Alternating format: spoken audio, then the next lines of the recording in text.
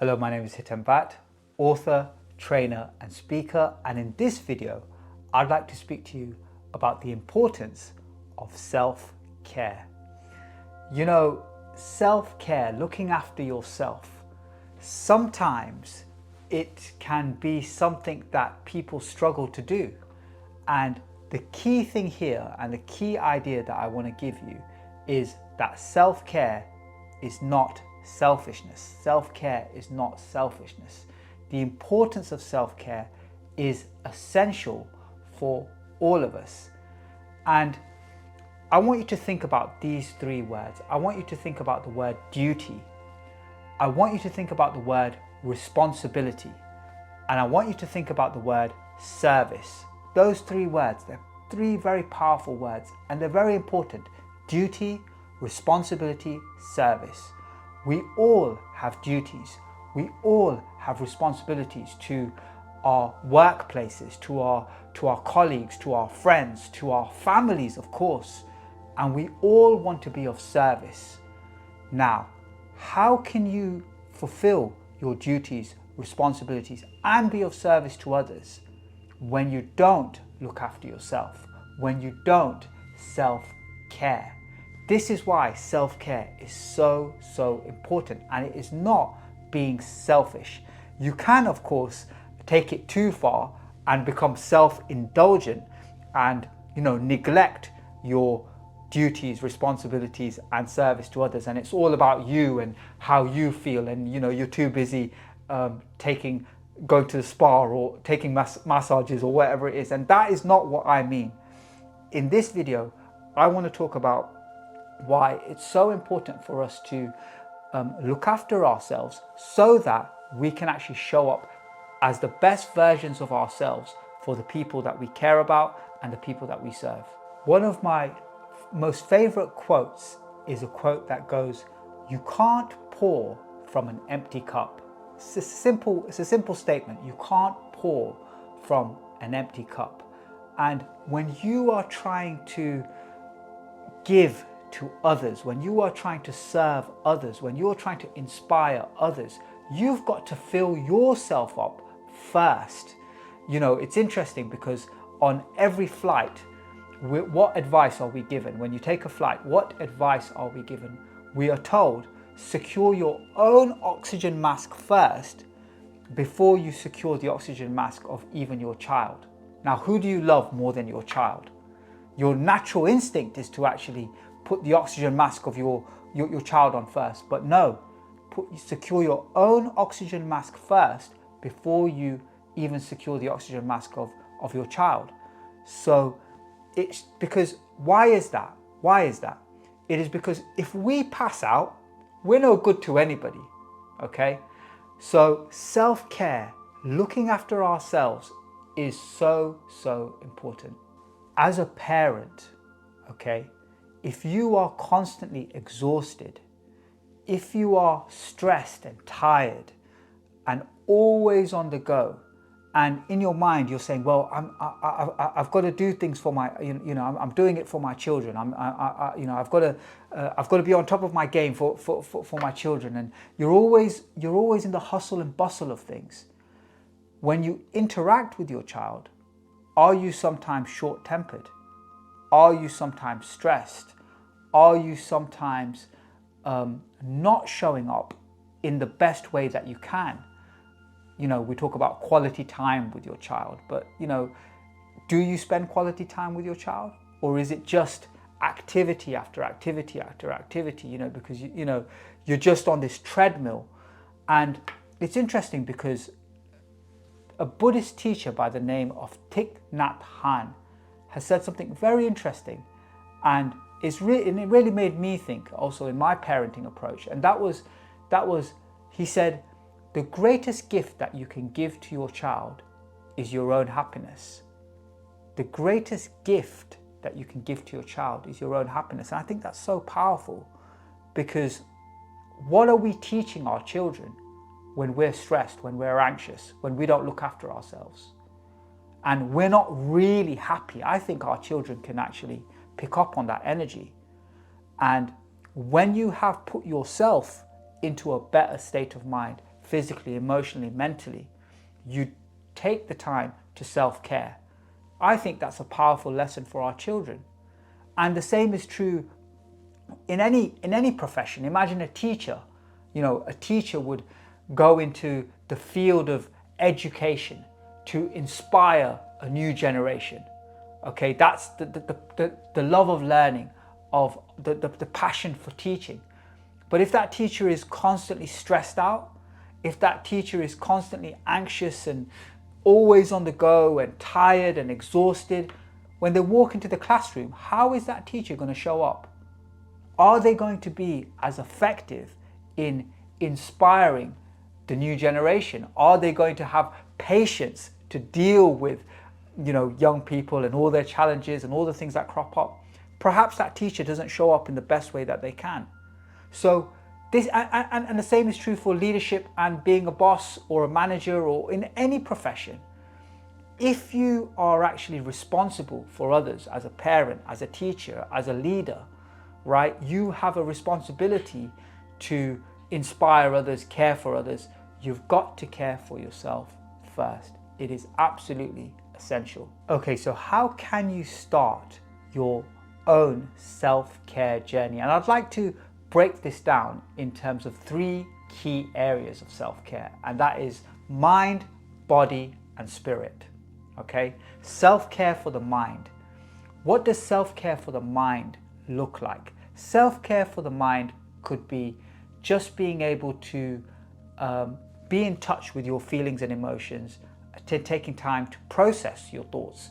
Journaling is a massive and powerful tool for really processing our thoughts and emotions. It could be walks in nature. It could be just things that give your mind some sense of relaxation and downtime. It could be reading. It could be Netflix even, right? Not to say it has to be any particular, thing. It can be anything that gives you a sense of distraction, a sense of joy, and just gives your mind that little bit of downtime. All of these things are so important because our mental well-being is so important. So taking the time out to actually look after our mental well-being. So looking after our mind, the self-care of our mind is so important. What does that look like for you? Okay. Then let's look at self-care for the body. Self-care for the body is all the simple things that we already know about, don't we? We already know. Drink plenty of water, eat nutritious, healthy food. How often are we so busy that we don't even have breakfast, the most important meal of the day? I mean, have you had breakfast? Do you get time to have breakfast? Should you at least, do you think that's an important priority to have some fuel for the day? Or are you too busy running along with your things to do list? You don't even have time for the most important meal of the day. Being able to actually sometimes cook for ourselves, make a healthy, nutritious meal. And, you don't have any excuse these days in the world of the internet because, you can learn how to make a recipe or cook something. Oh, I don't have time to cook. You don't have time to cook even on the weekends? It's very therapeutic. I would recommend to give it a try. So healthy eating, okay? Nutrition, exercise, another massive area. Are you flexible? Are you stretching? Are you building strength? All of these sorts of things around, and are you doing things that are fun for you? Exercise doesn't have to be something that is sort of a chore and something that you don't like doing, but it could be anything. It could be dancing, it could be a hobby, it could be some sort of activity, martial arts, something that actually gets your body moving and that you're interested in doing and that you enjoy and gets your blood flowing. And you're always going to feel better once you have moved your body and done some exercise. It's a way of flushing out stress hormones and all of these sorts of things out of our system. It's incredibly, incredibly powerful. So self-care for our body, are you taking out the time to eat healthy, get plenty of water, exercise, and probably the most important, sleep. Sleep. Do you get, and I think there's different research that says different sort of times for, you know, the right amount of sleep, but your 8 hours of sleep, proper sleep, so important. Taking the time out to make sure that you've got rest, that you're energized, it's going to help you to show up much more powerfully. And the third area is self-care in terms of the spirit. What do I mean by this? Self-care in terms of the spirit, mind, body, and spirit. Well, if you come from a religious tradition, then I would recommend that you should take the time to connect with spirituality, with the divine, whatever your particular path is. If you're not religious, spiritual, it could mean nature, connecting with nature. It could mean something that allows you to just connect with something bigger than yourself. It could be learning, it could be a hobby that lights you up, it could be art, whatever it is, but something that just fires you up and ignites your spirit.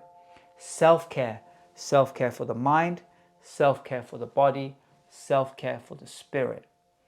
Now, I'd like you to consider these 3 questions. Number 1, on a scale of 1 to 10, at the moment, how do you rate your self-care? 10 being excellent, perfect, and 1 being terrible, okay? So on that scale of 1 to 10, at the moment, how do you rate your self-care? How well are you looking after your mind, your body, your spirit?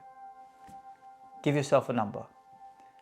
Question number 2, how well do you communicate your own needs? On a scale of 1 to 10, how well do you communicate your own needs? Because that's really important. A massive part of self-care is the ability to be able to communicate your own needs. If you're an empathetic person, if you're a person that is a giver, you want to serve others, you're constantly doing things for other people and serving their needs. But how good are you at actually communicating to others what your needs are? And if it's on the lower end of the scale, then that's something that perhaps we need to work on in terms of getting you the ability to be able to communicate what you actually need. It's a very much part of self-care. It could be boundaries, it could be saying no to things, it could be all sorts of ways in which you are able to just communicate what you need, okay? Question number 3, what things could I change and do to improve my self-care? What things could I change and do to improve my self-care? And here, I would actually recommend writing it down. What could you do? Make a list, right? Could you eat more healthily? Could you drink more water? Was there a hobby that you used to do in your childhood that used to light you up, used to make you feel wonderful, and you've stopped doing it? Maybe you could go back to that class.